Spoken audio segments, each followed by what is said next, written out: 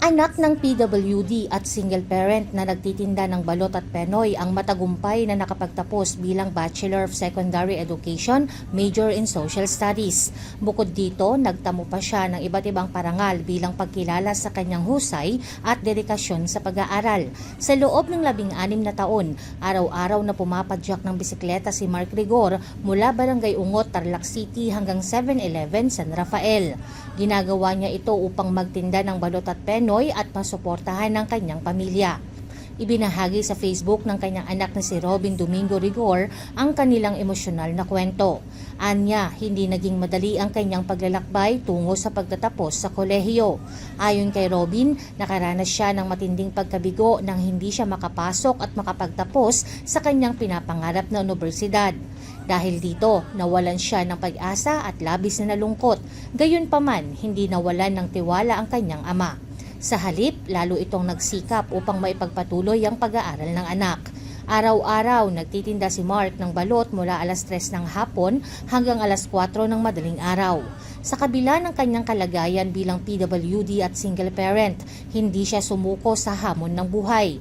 Habang pinanghihinaan ng loob si Robin, patuloy namang nagsikap ang kanyang ama. Dahil dito, naging inspirasyon niya ang tiyaga at determinasyon ng magulang. Nagpasalamat din si Robin sa kanyang inang si Kathleen Domingo at kay Robert Pineda.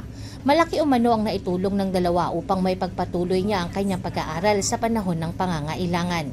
Bukod sa suporta ng pamilya, naging daan din ang kanyang pagsisikap upang makamit ang mga tagumpay sa akademya.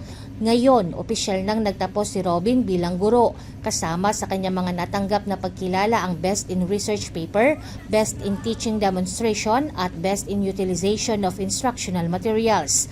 Isa rin siyang dating scholar ng City of Tarlac Scholarship and Incentives Program. Sa kasalukuyan, nagsisilbi rin siya bilang SK Councilor ng Barangay Ungot. Sa kanyang mensahe para sa ama, sinabi niya ang mga salitang, "Sa wakas pa, may teacher ka na." Patunay ang kanilang kwento na walang sakripisyong nasasayang. Higit sa lahat, ipinakita nito na walang pangarap na imposibleng maabot kapag may pagmamahal, tiyaga at determinasyon. Sa huli, ang bawat padyak ng bisikleta at bawat sigaw ng balot penoy ay naging daan upang makamit ng isang anak ang diploma at pangarap na matagal niyang pinaghirapan. Jovelyn Astrero para sa Balitang Unang Sigaw.